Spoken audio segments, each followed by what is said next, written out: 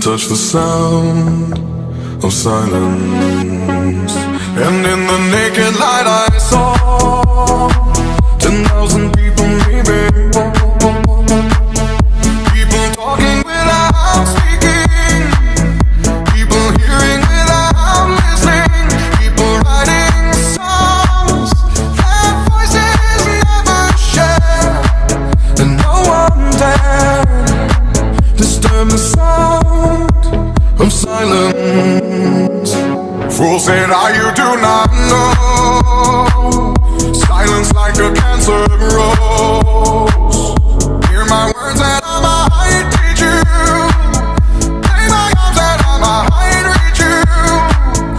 But my words, like silent raindrops, fell